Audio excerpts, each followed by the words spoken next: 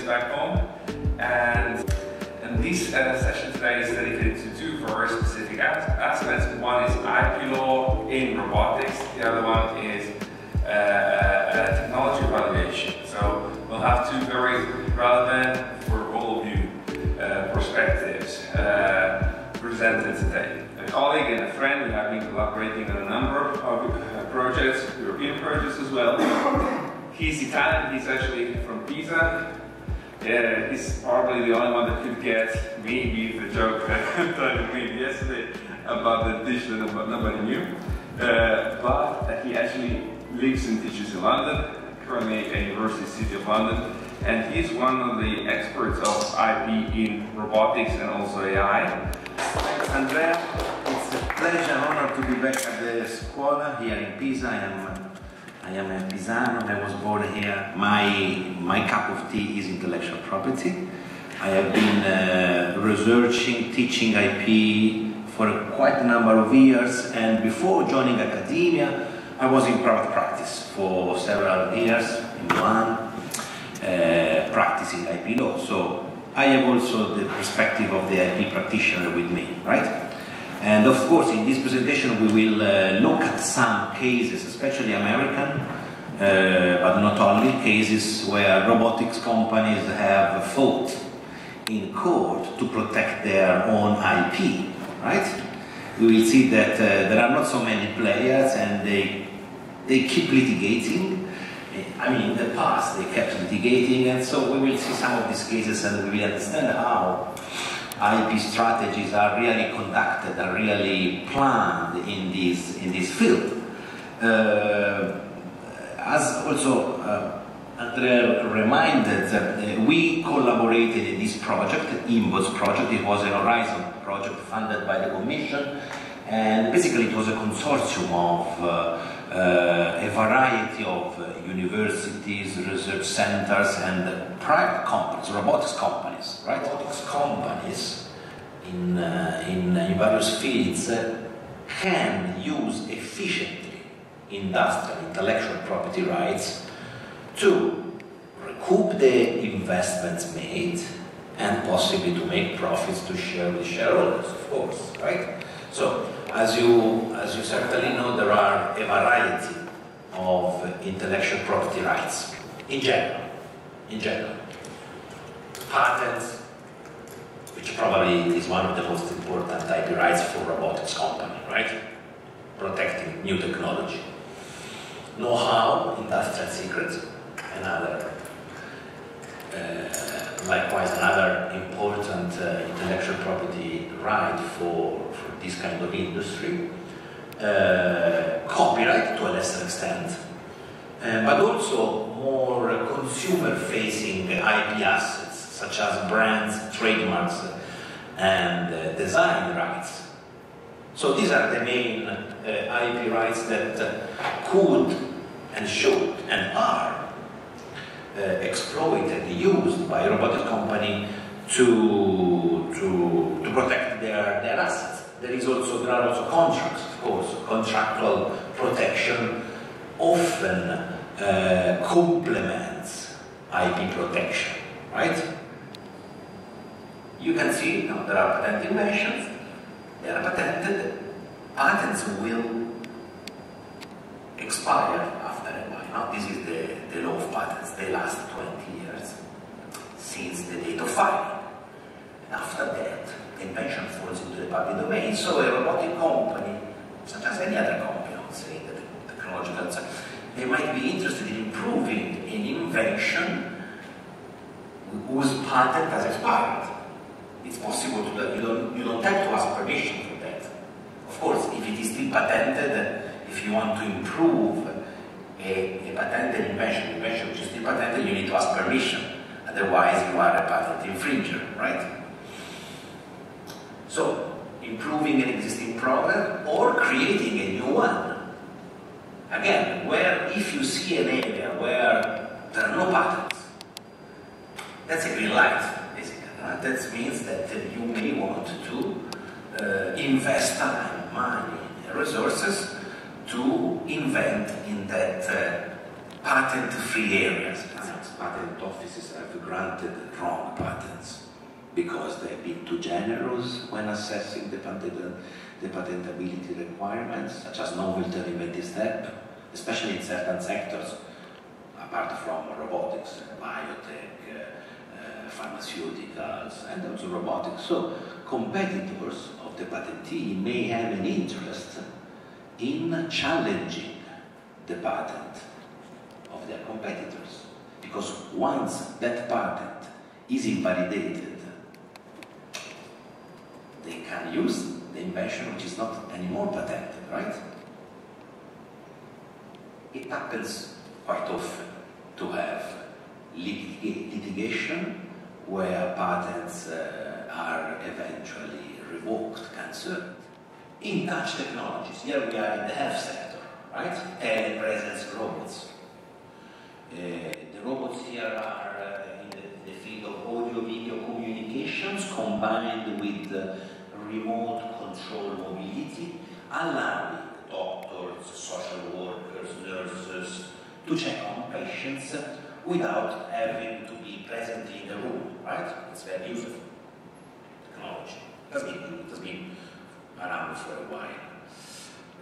So what happened here is that the product of the competitor, FG, or the patent owner, is In Touch Technologies, which has a strong reputation of aggressively enforcing its patents portfolio against alleged infringers. Of course, the product of the defendant, VGO, was cheaper, but very similar, and In Touch believed that such a product might have infringed its patent. So, Computer Motion filed 8 lawsuits in the United States for alleged patent infringement on Computer Motion's patents relating protecting various functionalities of Zeus. In addition to that, CM, Computer Motion, launched proceedings against the ICE patents, intellectual patents, both in the US and in Europe. So both companies, they had patents protecting the technologies over the Da Vinci and the Zeus, right?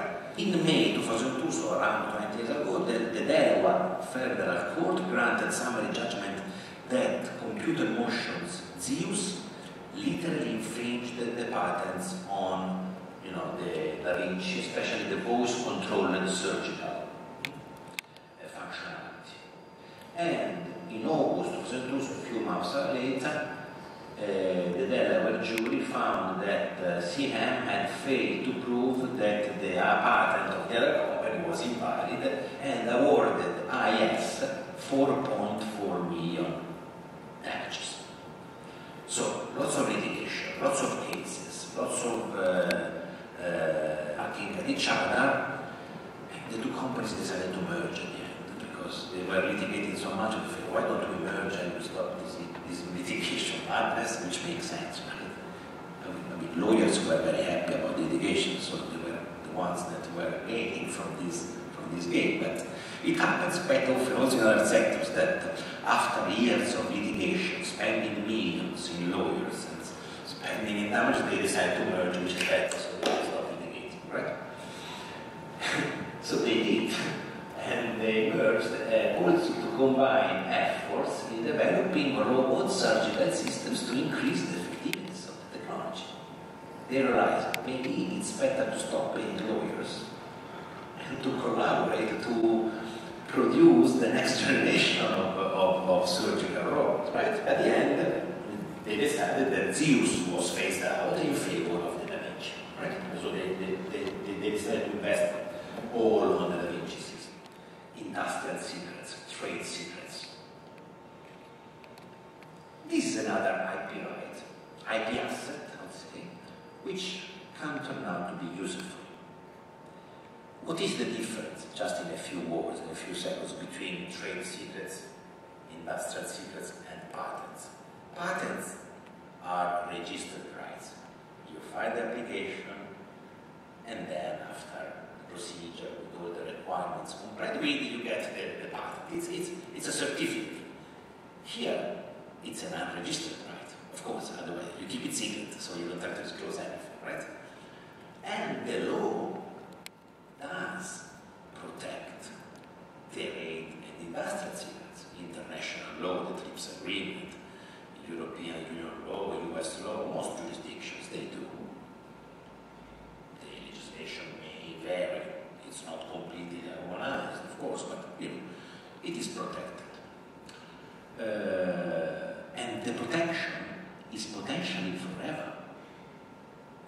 The market decides whether your patented invention is good, valuable, and capable of generating cash flow, right? Otherwise, it's just a piece of paper and the CFO is happy because has the patent certificate in the room. Copyright may also be an intellectual property right useful, especially to protect computers code, software code, the source code, right?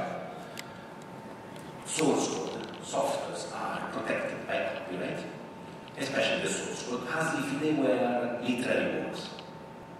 Books, poems. Of course, we don't read our children at night a software code, we read a fairy tale. But still they are literary works, right? Software. So, how can, of course, software are important for robotics. We know that robots are embedded with software, many software. The Roomba, and other humanoids, wearable robots. And therefore, you know, having a monopoly, the intellectual property right protecting the source code, the software is an asset, could be an asset, which can be relied on by robotics companies. This was a case, there was no decision as far as we know. Well, I presented these rights in Japan and they loved it because this product is rather, I mean, it was very popular in Japan in the 90s, 2000s. Now a bit less, but I think 20 years ago it was very popular, a robotic dog pet, defining the robotic abilities of the dog. And circulated new software amongst other consumers so that they could teach the dog to dance and speak. Sony, which produced the dog and which was the owner of the copyright of the software, was not happy about that and claimed that by doing so, this consumer hobbyist had violated the DMCA. The DMCA in the US was in US based. The DMCA is the Digital Millennium Copyright Act, which protects copyright in the digital environment, especially contains anti-circumvention provisions. And this software was protected by circumvention techniques. And this person, the alleged infringer, had circumvented these encryption technologies to access the protected code and to release it and to adapt it. As far as I know, there has not been a litigation. There has been a settlement. There has not been a final decision. But you can see from that how robotics companies are really keen in also protecting the copyright over software embedded in the robots. Okay? And let's now talking about more, as I said before, consumer-facing IP in the robotics industry. Trademarks, please. Trademarks are brands, right? And brands, trademarks are protectable, they can be registered, protected, because they allow consumers to make educated purchase choices, right? This is the function of a trademark. Trademarks allow consumers to distinguish the product of company A from the product of company may be. Roomba is a trademark. Aibo, the dog, is a trademark.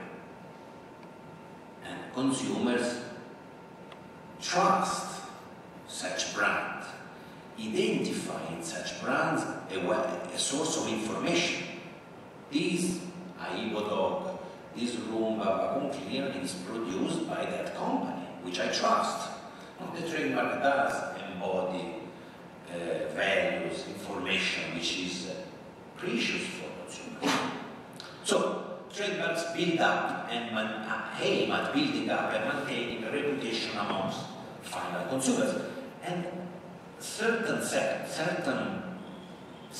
of the robotics industry do face final consumers. It's not B2B. It's not anymore just business to business. It's business to consumers. It's B2C, right? The Roomba is B2C. The Roomba is sold to final consumers. And even others in the wearable robot sector or in other, even humanoids, probably in the future, humanoids will become more B2C, right? They will become more business to consumers.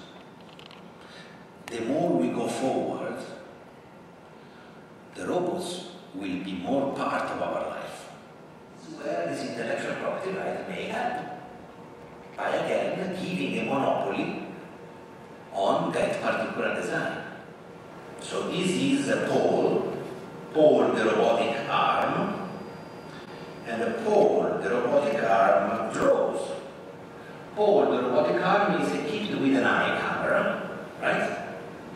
And the eye camera, what it does is to, in this case, to try to do a portrait with a pen, right? So the arm, Paul, the robotic arm, is connected with the eye camera, which points to a subject to be portrayed, right? So this was an invention by Goldsmith, researchers at Goldsmith University in South Africa. So as you can see, Paul is rather skillful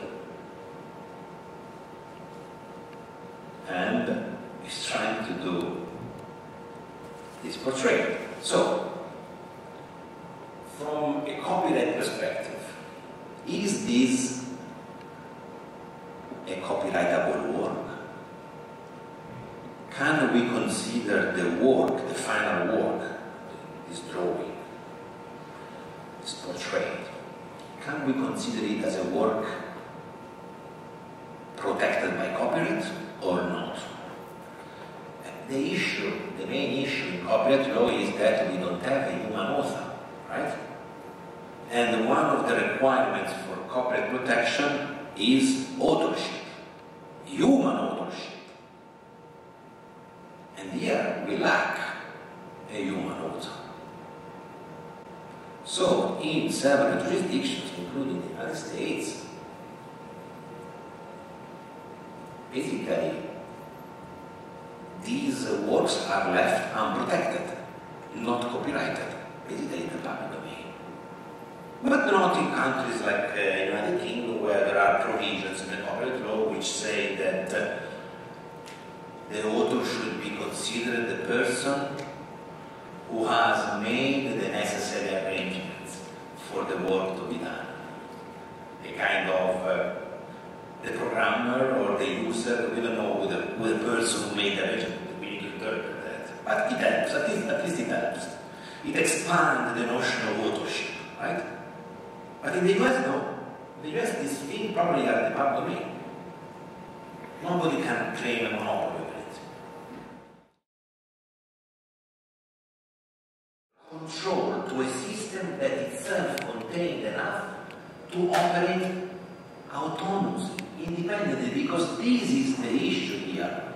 These robots create without a predominant human involvement. Yes, of course, you have the programmer,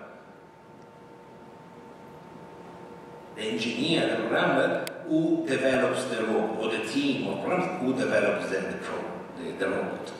But then the robot autonomously creates the final work, painting, drawing. So the chain of creation is not so clear. We may want to expand the notion of author by saying the person who made the arrangements for the robot to create, but it's an expansion, right? It's like my mother would be the author of the painting I do because my mother gave me birth. I do the painting and therefore my mother made possible for me to do the painting and therefore my mother is the author. Does it make sense? Not really, right? But this lack of authorship, lack of human authorship in copyright law is not really a new thing. Of course, we need authorship. This is what copyright laws around the world impliedly say. But this is not really a new thing. Even here we lack a human author. You remember this selfie?